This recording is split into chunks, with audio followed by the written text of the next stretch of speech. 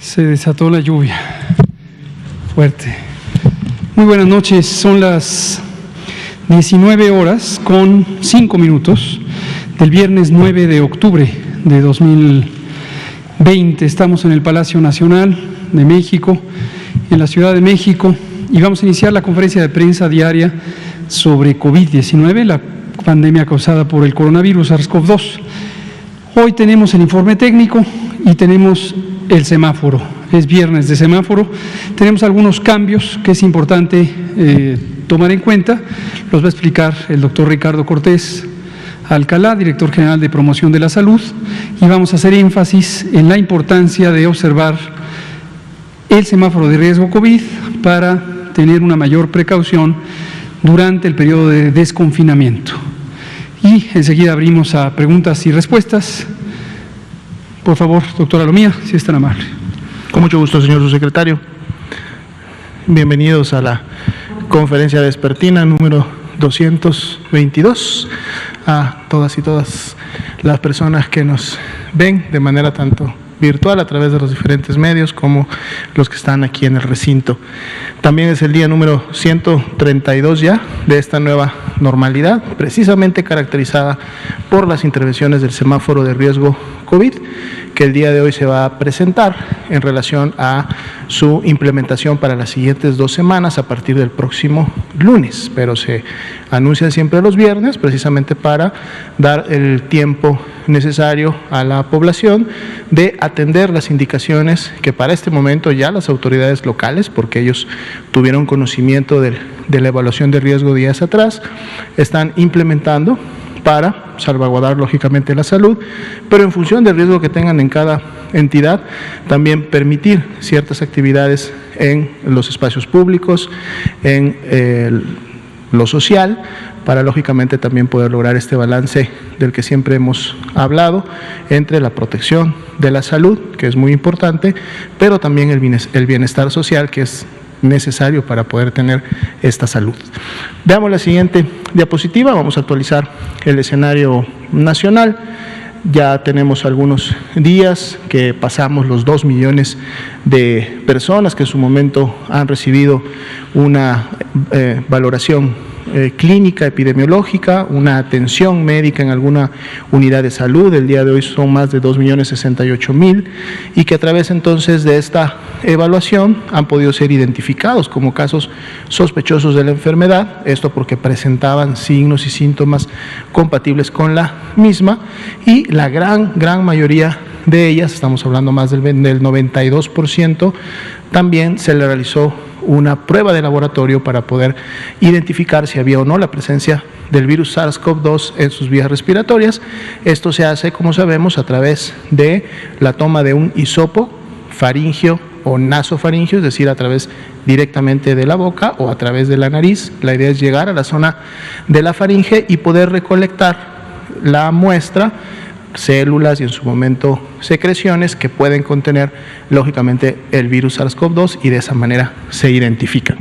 De estas ya 956.251 han sido negativas, es decir, no se identificó la presencia del virus en sus vías respiratorias, y 809.751 han sido ya finalmente clasificadas como casos confirmados de la enfermedad, el 97% de ellas con un resultado positivo al virus SARS-CoV-2. Estamos esperando resultados para el día de hoy, ahora en 42.271, que son los casos aún sospechosos que tienen la posibilidad de obtener este resultado para ser clasificados como confirmados o descartados, y precisamente en la gráfica es lo que podemos ver representado. Las barras de color verde en la parte superior son precisamente todas aquellas personas que ya han salido negativas. Las barras de color café claro en la parte inferior son todas las que fueron ya finalmente clasificadas como casos confirmados de la enfermedad. Podemos ver esa incremento que teníamos y que prácticamente lo vimos desde inicios de la semana, en la semana 39 en relación a la 38, lo hemos tenido también en semanas previas. El incremento prácticamente se terminará o estabilizará el día de mañana, que es cuando termina la semana epidemiológica, y a partir del domingo empezaremos a ver el comportamiento de la semana 40 y por lo tanto cómo va la tendencia en relación al comportamiento de la epidemia. Ya veíamos que el porcentaje de positividad también había disminuido en relación a la semana anterior, es decir, de la 39 a la 38. Sin embargo, el día de hoy lo tenemos en 39%. Vamos a ver si cierra la semana el día de mañana en este 39%, que de todas maneras es una disminución en lo que veíamos a semanas previas, donde habíamos cerrado con 40 o más de porcentaje de positividad. Veamos la siguiente diapositiva. Son los casos ahora estimados y las defunciones estimadas. Vean ustedes que el número de casos estimados se incrementa en relación a los casos clasificados solamente como confirmados. Los confirmados estimados son mucho más, son más de 120,000 casos, y esto es porque aplicamos ese porcentaje de positividad a aquellas personas que no tienen muestra o que su resultado no fue todavía emitido, y lo sumamos a los que ya se clasificaron como confirmados, y entonces precisamente estamos estimando que independientemente de los clasificados como confirmados, realmente pudiéramos tener todavía más, y en este caso 939,600 personas que notificadas en el sistema estarían siendo casos confirmados de COVID-19. Y esto lo hacemos para poder tener una curva epidémica que se acerque más a la realidad que el sistema nos está informando. Por eso vemos en su momento que la tendencia puede ser lógicamente más cercana que si solamente tomáramos los puros casos clasificados como confirmados a COVID. Ya veíamos el día de ayer que habíamos llegado a una meseta entre la semana 38 y 39. El día de hoy hay un ligero incremento, es un punto porcentual más. Veremos si el día de mañana este punto pudiera todavía tener un incremento al cierre de la semana. Sin embargo, hasta el momento todavía podemos avisorar que la semana 40 pudiera en un momento determinado todavía salir con o mantener la tendencia descendente que vemos viendo desde la semana 30. Las defunciones sí continúan con una tendencia descendente mucho más clara, mucho más marcada, menos 29% entre la semana 38-39 y la tendencia descendente ya prácticamente en las últimas 7-8 semanas. El porcentaje o proporción de personas que iniciaron con signos, síntomas de enfermedad en los últimos 14 días sí se ha mantenido en este 4%, que representa la epidemia activa precisamente en el país, siendo 39,364 las personas que por la temporalidad del inicio de sus signos y síntomas, todavía pueden en un momento determinado seguir transmitiendo la enfermedad y, lógicamente, generándose más contagios. Veamos la siguiente diapositiva, cerraríamos con la ocupación y disponibilidad hospitalaria. Volvemos a tener para el día de hoy la disminución de un punto porcentual en lo que se refiere a las camas generales. De 28 bajamos el día de hoy a 27, aunque hemos visto que ha estado prácticamente moviéndose entre estas cifras, bastante estable. Todas las entidades tienen al menos la mitad de sus camas disponibles, y entidades con disponibilidad tan elevadas como de un 90, 96, 97%, como son Tlaxcala, Chiapas y Campeche. Veamos la siguiente diapositiva, donde nos enfocamos a las camas con ventilador para los pacientes graves, más críticos, y que necesitan de esta atención especializada. Aquí también 24%, seguimos al mismo nivel de ocupación que se tenía el día anterior, que además es muy bajo, deja 8,190 camas con ventilador disponibles en caso de ser necesarias, gran disponibilidad en prácticamente todas las entidades federativas, siendo esta inclusive por encima del 80% de disponibilidad en más de la mitad de las entidades federativas. Sería la actualización para esta noche. Gracias, doctor José Luis Salumía. Le pido al doctor Ricardo Cortés, si es tan amable ahora, de comentarnos sobre el semáforo para la siguiente quincena. Muchísimas gracias, doctor López-Gatell. Muy buenas tardes a todas y todos aquí en Palacio Nacional y en sus hogares. Hay cambios en el nivel de riesgo epidémico. Hemos hablado en múltiples ocasiones sobre cómo nuestra epidemia nacional se compone de 32 epidemias locales y cada una de esas epidemias locales, estatales, se conforma de diversas epidemias municipales. Inclusive hay dentro de cada municipio puede haber diferentes áreas, diferentes colonias, barrios, códigos postales, como sea que quien conoce más el terreno, que son las personas titulares de los gobiernos estatales y de los gobiernos municipales, como sea que ellos analicen también su información local, son diferentes epidemias. Entonces, para este próximo semáforo que inicia a partir del próximo lunes y tendrá una vigencia de 2 semanas, tenemos un incremento de riesgo moderado a alto, es decir, del color amarillo al naranja, de 7 entidades federativas. 5 entidades disminuyen su riesgo de alto a moderado, es decir, bajan del nivel naranja al nivel amarillo, y 20 entidades federativas de nuestra República mantienen su nivel de riesgo. La siguiente, por favor. Este es el mapa. Aquí están las entidades federativas que están en amarillo, en naranja y en verde. El estado de Campeche. Es muy importante que cada uno de nosotros veamos en qué nivel de riesgo está nuestro estado. ¿Por qué digo que es importante?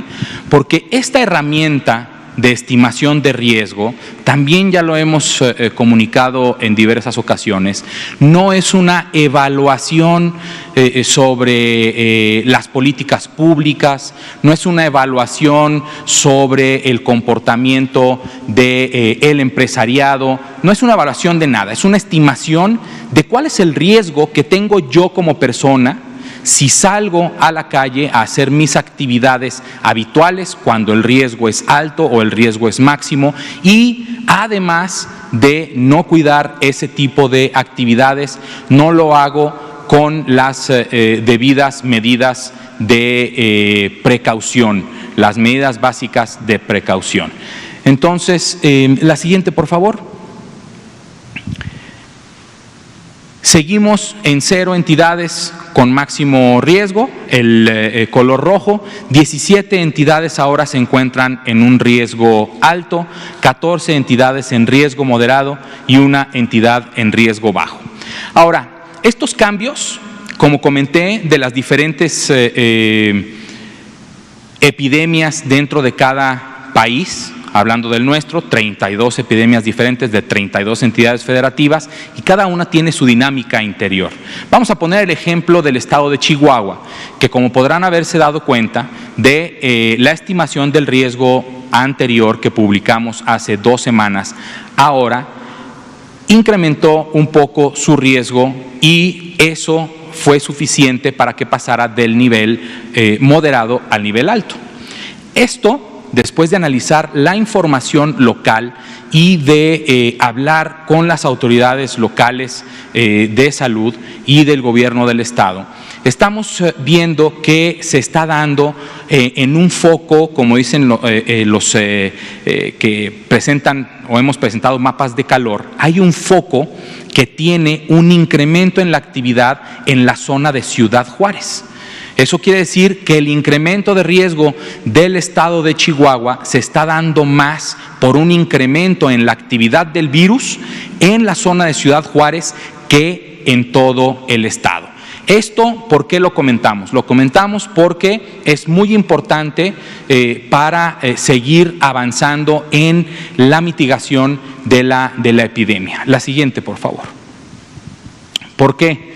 Porque, bueno, personalmente, este semáforo nos debe decir personalmente qué hacer. Si tienes síntomas, quédate en casa y avisa a tus contactos, sobre todo de los 2 días antes de que iniciaste sintomatología. ¿Eso qué significa? Si yo, Ricardo Cortés, empiezo síntomas hoy viernes, tengo que avisarle a mis amigos, familiares, colaboradores de trabajo cuando inicié, y les tengo que avisar a los que estuvieron conmigo cercanamente el jueves y el miércoles. ¿Para qué? Para que ellos estén pendientes de su salud y se aíslen. Yo tengo que estar aislado porque tengo sospecha de COVID y hay una probabilidad de que realmente sea COVID, y estos contactos míos también, y por eso también tienen que estar aislados. Y lo de cómo ver dentro de cada uno de nuestros estados la dinámica de la epidemia es por esto: hay que colaborar y seguir las indicaciones de nuestras autoridades locales. Si aquí yo, Ricardo Cortés, como ciudadano que vive en la Ciudad de México, no solo tengo que estar pendiente de que la Ciudad de México esté en naranja, sino que también tengo que estar pendiente que lo que mi jefa de gobierno, la doctora Claudia Sheinbaum, y su equipo de trabajo están indicando sobre cuáles son las actividades que se van modificando para poder seguir disminuyendo en los indicadores, en la dinámica de la enfermedad, para poder ir bajando y llegar a un nivel más bajo de riesgo. Lo mismo sucede en el estado de Chihuahua.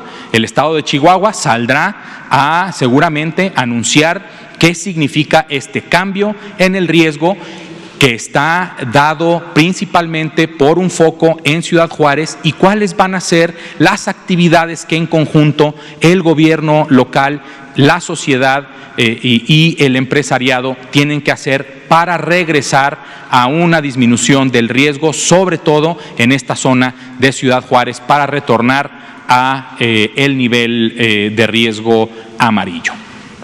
La siguiente, por favor.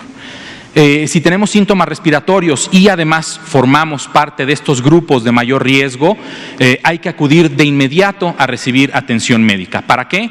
Si yo soy una persona que vive con diabetes y empiezo con sintomatología, tengo que estar seguro que mi control metabólico es correcto para que la COVID no tenga un mayor riesgo de complicarme.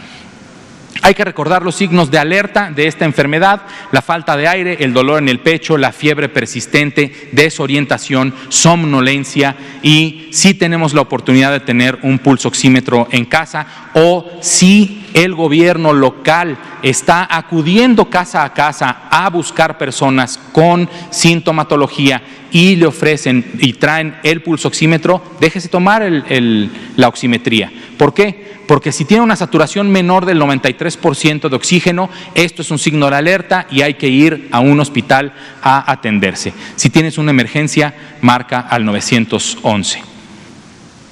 Recuerda que seguir mitigando esta epidemia en nuestro país está en nuestras manos. Hay que lavarnos frecuentemente nuestras manos, hay que usar nuestras manos para emplear la etiqueta respiratoria, cubriendo nariz y boca con el ángulo interno del codo. Hay que utilizar nuestras manos para colocarnos correctamente el cubrebocas cubriendo nariz y boca, y hay que utilizar nuestras manos con sabiduría para no estar compartiendo noticias falsas. Si te cuidas tú, nos cuidamos todas y todos. Eso es lo que dice Susana Distancia y eso es lo que hay que seguir haciendo. Muchas gracias.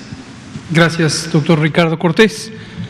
Pues muy bien, aquí está la información. Este viernes 9 de octubre, insistimos, la epidemia sigue activa.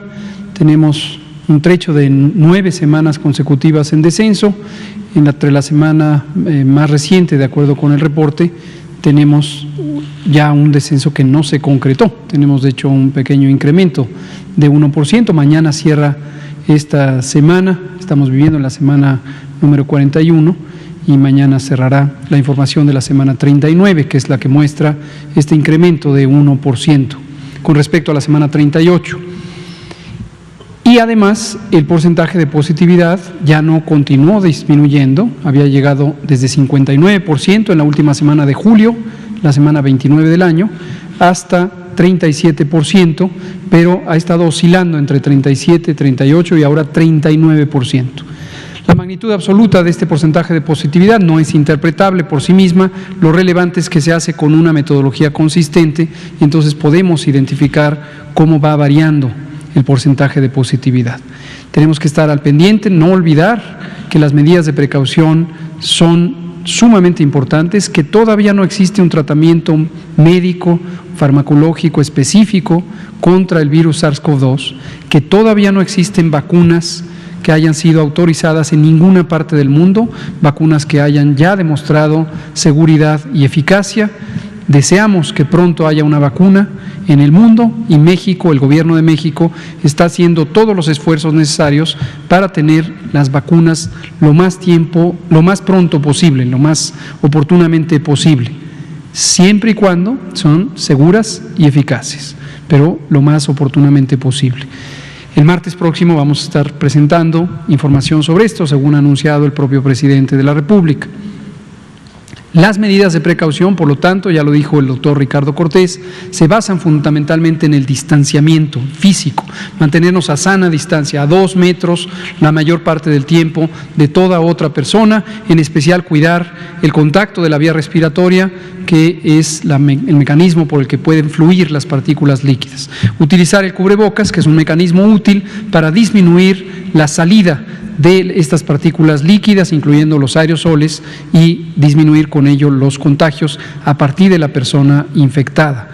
Mantenernos en casa, de ser posible, lavarnos las manos y, si tenemos síntomas, asumir que podemos tener COVID, y las personas que tienen 60 o más años de edad o que tienen las enfermedades crónicas que hemos insistido, que se relacionan con una complicación o con la probabilidad aumentada de complicaciones de COVID, deben ir al hospital, se recomienda ampliamente, les pedimos por favor ir al hospital para que sean evaluados y entonces se pueda identificar si tienen o no una complicación, la complicación más clara, más directa, más obvia, más característica de COVID es la neumonía, la neumonitis, la inflamación pulmonar, que causa imposibilidad de intercambiar oxígeno, de meter oxígeno desde el aire ambiental hacia los pulmones y con ello hacia la circulación sanguínea, hacia la sangre y al resto del organismo.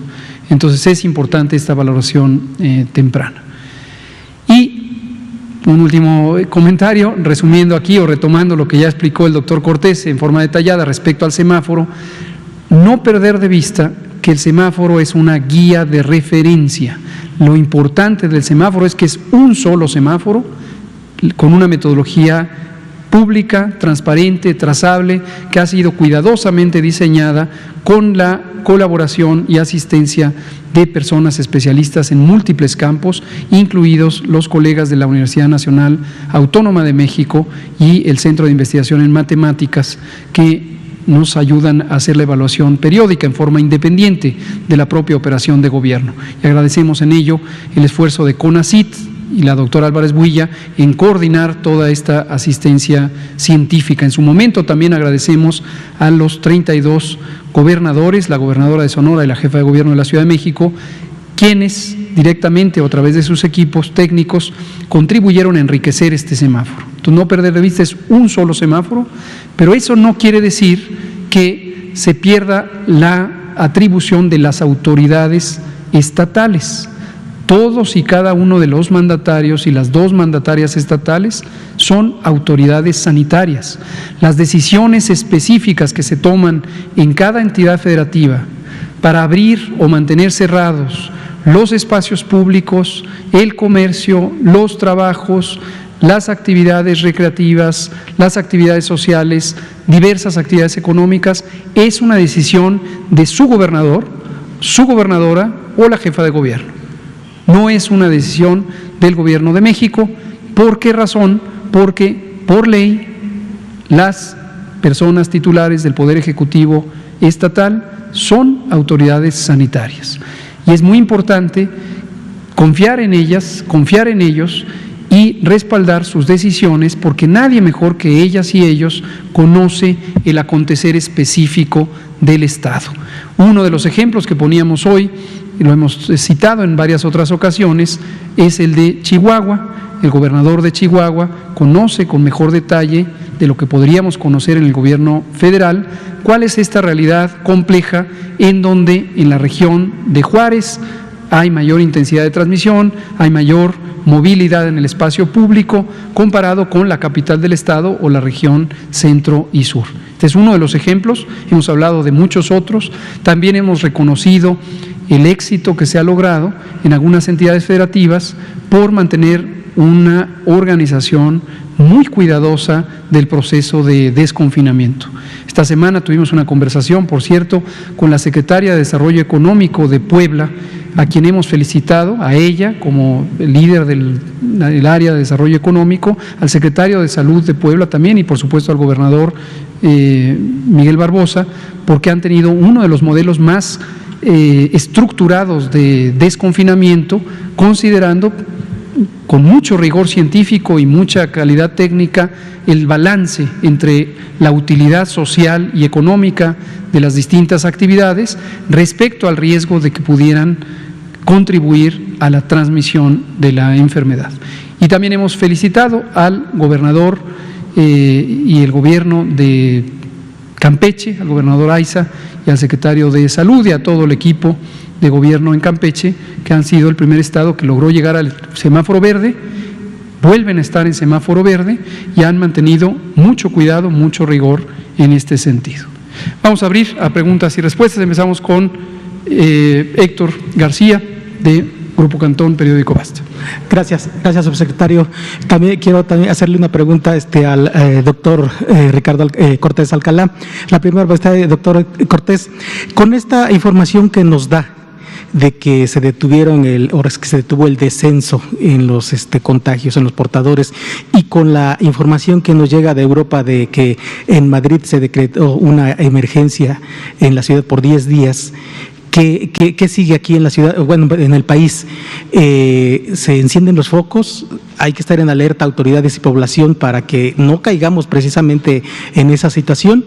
Y para usted, subsecretario, tengo entendido que hoy junto con el secretario de Educación se reunieron con las autoridades de Campeche, precisamente para saber si se iban a retornar a las clases presenciales. Con la información que nos están dando, aun cuando está en verde, ¿se podría decir que se quede en stand-by esta medida?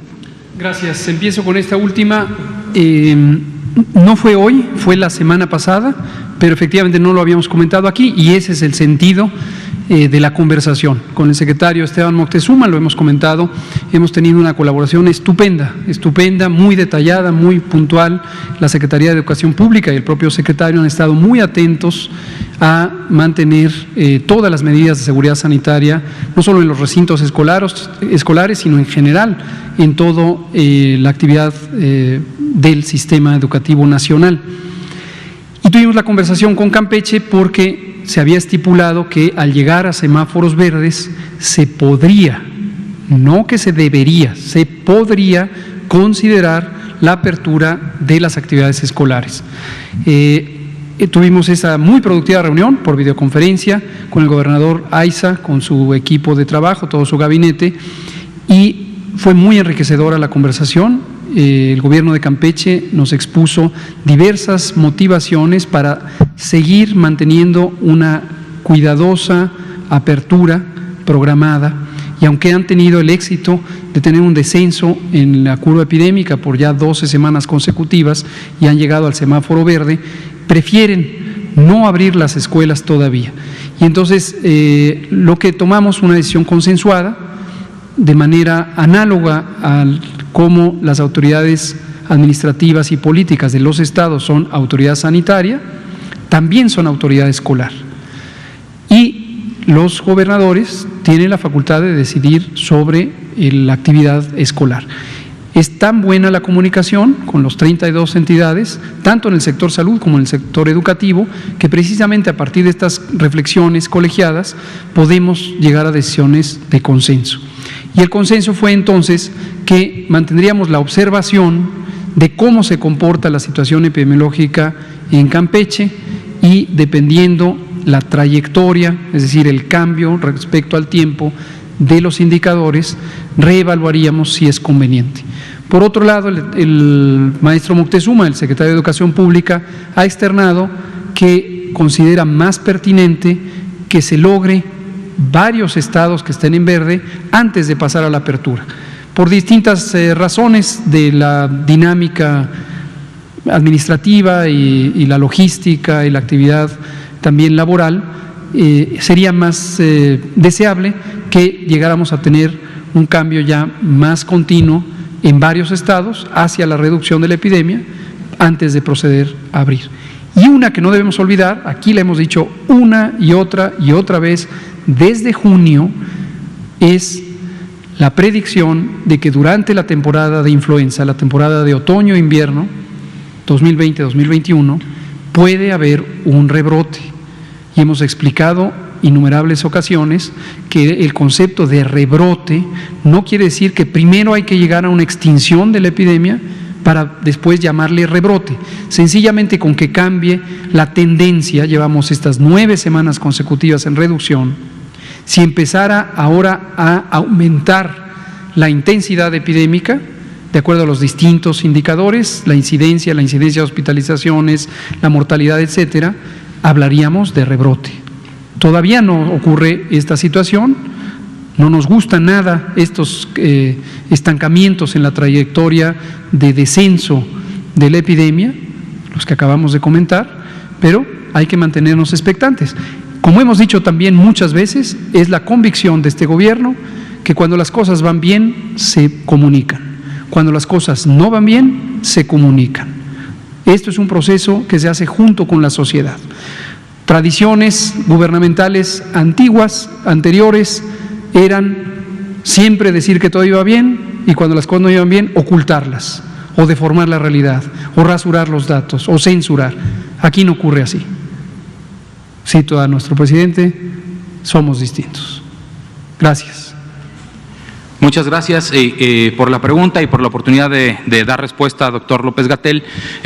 Creo que hay que ver una principal diferencia entre lo que pasó en España, lo que está pasando ahorita en España y lo que ha pasado en nuestro país.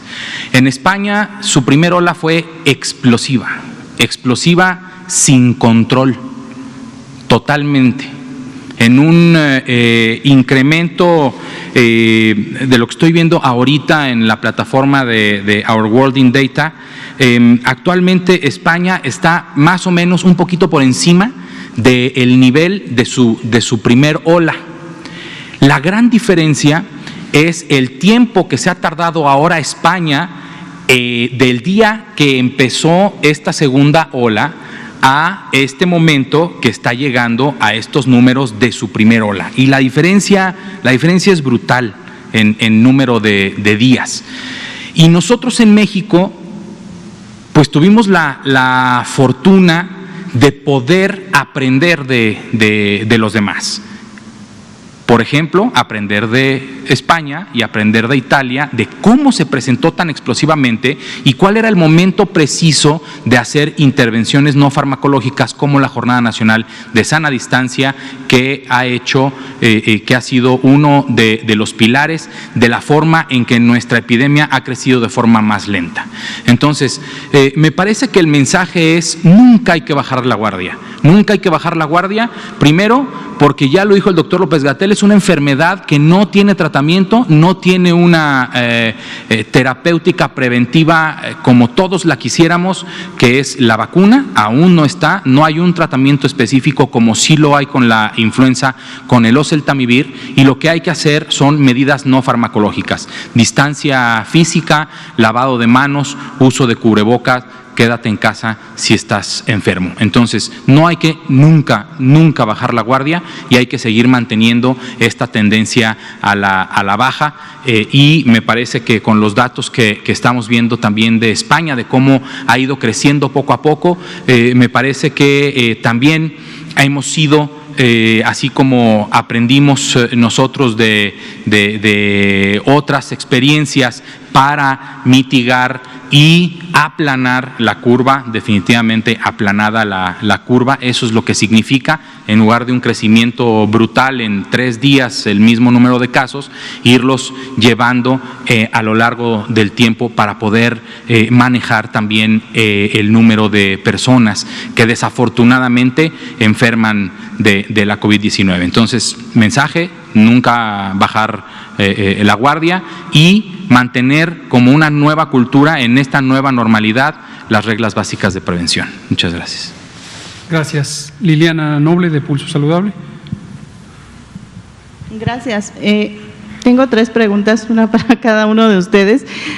Voy a empezar con el doctor Ricardo Cortés. Doctor, ¿nos podría explicar? He estado analizando, por ejemplo, empieza de una manera muy abrupta esta epidemia y luego como que baja y vuelve a subir, y así creo que, no sé si siempre todas las epidemias se comporten igual, y yo no sé si esto habla de que, ¿por qué cuando bajan? ¿Porque estamos haciendo las cosas bien? ¿O porque el virus se vuelve menos virulento, se desgasta? ¿Esto es posible? Y si es así, ¿en qué momento tenemos que conocer los ciudadanos que tenemos que reforzar las medidas desde casa? Hay que empezar también desde casa para el exterior. Mi segunda pregunta, doctor Alomía, hay más de 2,000 médicos epidemiólogos en el mundo pidieron cambiar las políticas de lucha contra el COVID-19.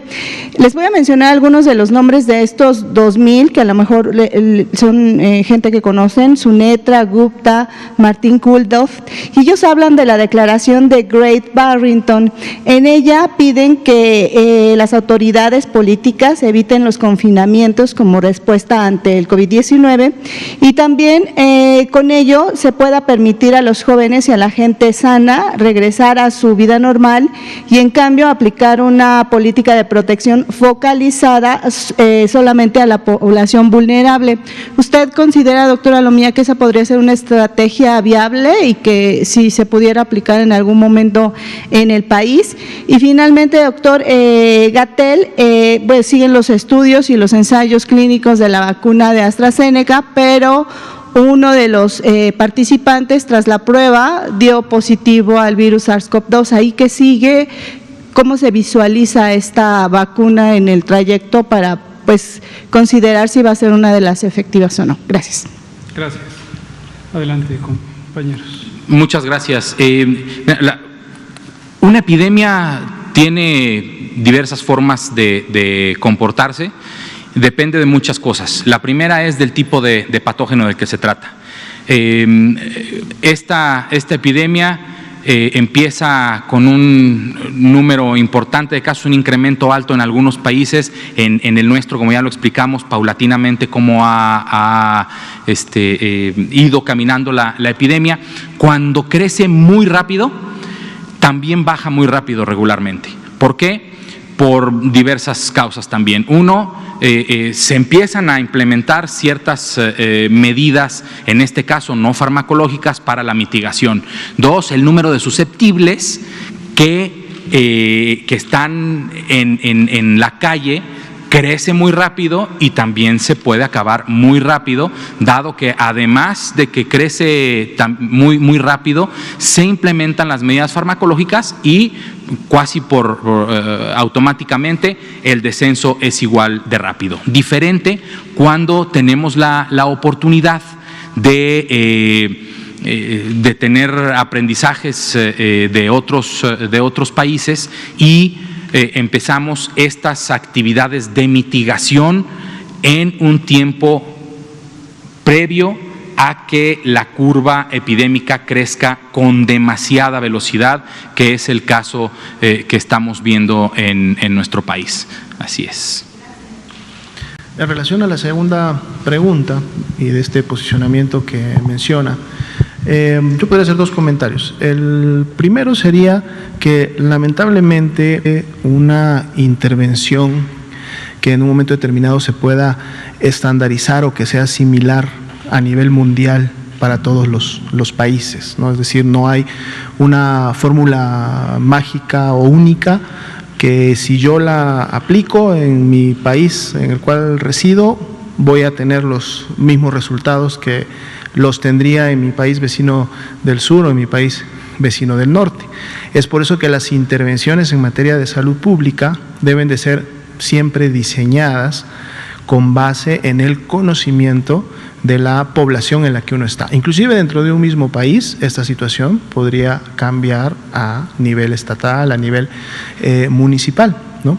Hay lógicamente lineamientos generales, recomendaciones que la misma Organización Mundial de la Salud realiza en este marco general, pero aún esas recomendaciones deben de ser adecuadas a la realidad de cada país, porque la dinámica social, la cultura, los hábitos varían y cambian de país a país. La geografía, la concentración de personas, la movilidad es diferente. Entonces no hay una intervención como tal que funcione. Es por eso que precisamente uno de los grandes trabajos que se realizó en México fue en un momento determinado proyectar escenarios, es decir, ver cómo se podría comportar la epidemia en diferentes momentos. Esto se estuvo haciendo desde enero, desde febrero, y en función de esos escenarios se diseñaron las estrategias basales iniciales, y en la medida que la epidemia se fue comportando, fue evolucionando,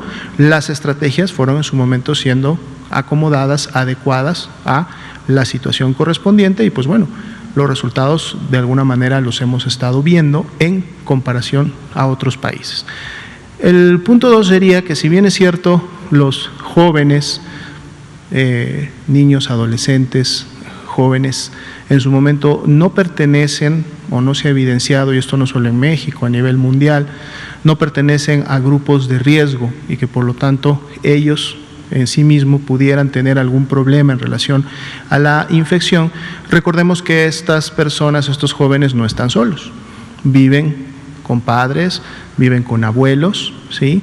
Estos padres, estos abuelos o ellos mismos pueden en su momento, además de la edad, tener enfermedades crónico-degenerativas. Lógicamente, por encima de los 40 años, esperamos que se incremente más la prevalencia.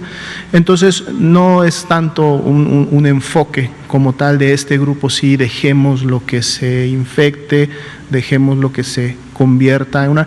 Porque no solamente son ellos, o sea, infectarse, enfermarse, pondría en riesgo a la población con la que ellos viven, con la que ellos se relacionan. Por eso siempre la intención de, si nos cuidamos nosotros, a la vez estamos cuidando a los que viven en nuestro entorno familiar, en nuestro entorno cercano. Esos serían los comentarios. Muchas gracias. Si nos ponen la diapositiva, quisiera aprovechar, complementando lo que dicen mis compañeros, y a propósito de España, que preguntaba Héctor García, mostrar estas curvas epidémicas. Son de ahorita, es la información más actualizada que existe en este portal, Nuestro Mundo en Datos, de la Universidad de Oxford. Y lo que podemos ver, y la información, recuerden, procede de los países. Los países informan, es la misma información que tiene la Organización Mundial de la Salud, la Organización Panamericana, para el caso de la región de América, el portal de divulgación de la Universidad Johns Hopkins, son los datos que tienen todos. Aquí se ve, desde luego, las curvas epidémicas. Esto está en casos por millón de habitante.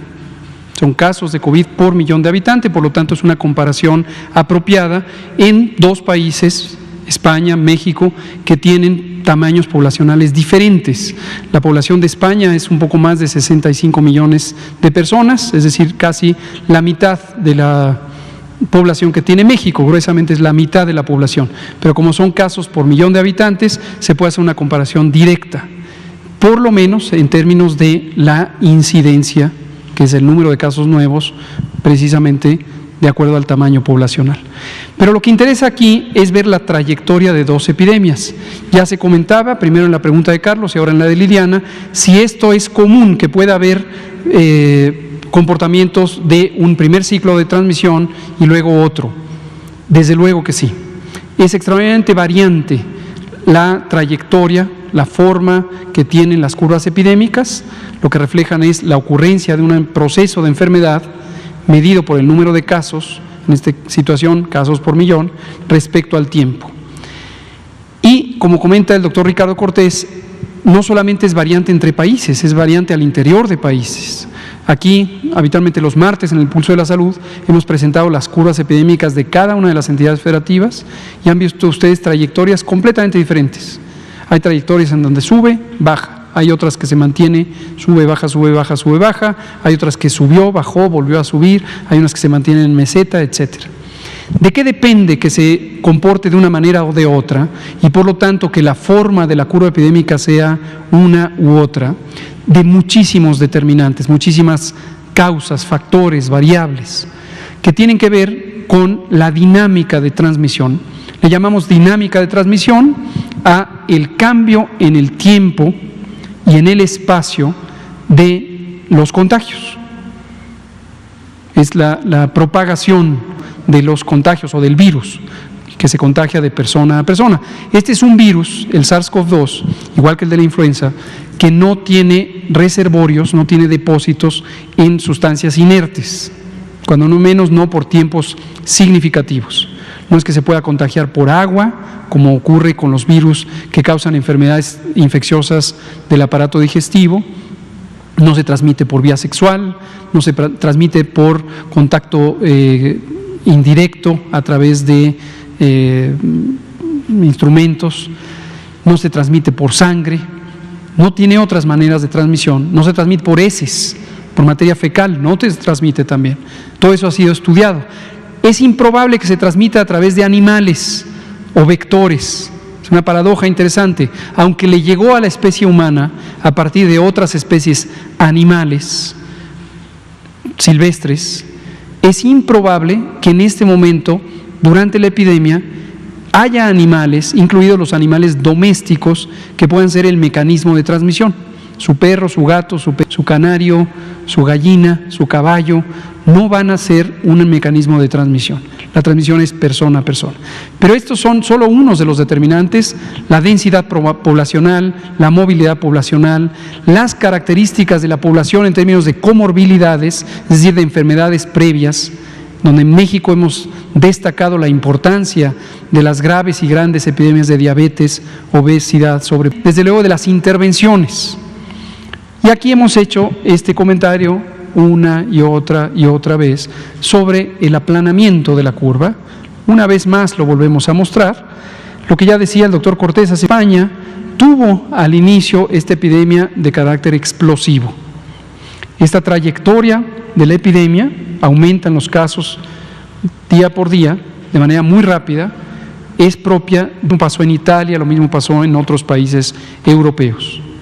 A veces, por un desfase de 2 a 3 semanas con respecto a Europa, de 4 semanas con respecto a Estados Unidos y de cerca de 7 u 8 semanas con respecto a China. Y ya teníamos preparadas las intervenciones, a pesar de lo que la infodemia, los actores políticos que han querido distorsionar el lado, y la sociedad española estaba mejor preparada, y la mortalidad que ocurrió aquí es mayor a la que está ocurriendo aquí, porque han logrado adaptar las condiciones de operación de su infraestructura hospitalaria, de actividades comunitarias, y han mitigado importantemente la mortalidad. La mortalidad en España también desafortunadamente ha empezado a crecer. No se ve en esta gráfica, hay una específica de mortalidad, la podemos presentar próximamente, mañana quizá, y verán que sube por aquí y alcanza a la mortalidad que en este momento está teniendo México. La de México va a la baja, la de España va a la alza, como se muestra aquí. Pero insisto en destacar que en el caso español la respuesta ha sido muy buena ahora, a pesar de que existe esta transmisión. Entonces, 2 curvas, 2 historias. Cada vez que pensemos en esto, recordemos, y retomo lo que dijo el doctor Alomía, no hay fórmulas únicas, no hay fórmulas únicas. Existen conceptos generales, pero cada país tiene una realidad, cada país tiene un contexto social y económico, y prácticamente todos los fenómenos de nuestra vida están determinados socialmente, incluida la salud. Característicamente, las condiciones de salud de las personas, de las comunidades, de las poblaciones, dependen de sus realidades sociales y económicas. Nunca olvidemos eso. La tercera pregunta sobre las vacunas. Dato aclaratorio, sí se sabe de manera extraoficial que uno de los participantes en el ensayo clínico de la vacuna de AstraZeneca tiene síntomas, él mismo lo expresó en sus redes sociales, no se ha confirmado, AstraZeneca y las personas investigadoras que conducen el estudio no lo han hecho público, entonces hay que esperar, pero aún suponiendo que fuera una persona con enfermedad, COVID-19, no tiene ningún significado con respecto a la interpretación de los resultados. En primera, porque es un solo caso. El ensayo clínico va a involucrar 30,000 personas. En segunda, porque no sabemos si esta persona recibió la vacuna o recibió el producto de comparación, que en este caso el producto de comparación es otra vacuna que ya tiene licencia, es la vacuna contra el meningococo, por el diseño del ensayo clínico de Astra. Otras compañías utilizan placebo, solución salina, solución que no tiene ninguna expectativa de proteger contra la enfermedad. Entonces, hay que tomar también con cautela, ya lo habíamos comentado, a veces en los medios de comunicación se vuelve muy trascendente algo que científicamente no tiene la menor importancia. Entonces, no lleva a ninguna conclusión. Pero además es esperable que durante los ensayos clínicos de todas las vacunas vamos a encontrar gente que se infecta y padece COVID, tanto en los que son del grupo placebo, es decir, quienes no reciben la vacuna, son el grupo de comparación, como en quienes reciben la vacuna. Difícilmente podemos esperar que las vacunas tengan una protección absoluta, es decir, que nadie vacunado tenga la infección, difícilmente, pero lo iremos comentando. No, ni la persona que se vacuna, ni los investigadores conocen qué le tocó. Eso es un estudio cuyo diseño se llama doble enmascaramiento y es una metodología científica específica precisamente para no confundir la interpretación o sesgar la interpretación de los resultados. Aquí terminamos, son las 20 horas. Muchas gracias. Empieza el semáforo que hemos presentado, vigencia la próxima semana, durará 15 días y seguiremos informando. La epidemia sigue activa, está en descenso, mañana veremos si se completan 10 semanas, pero sigamos alertas, informados y manteniendo las precauciones. Muchas gracias.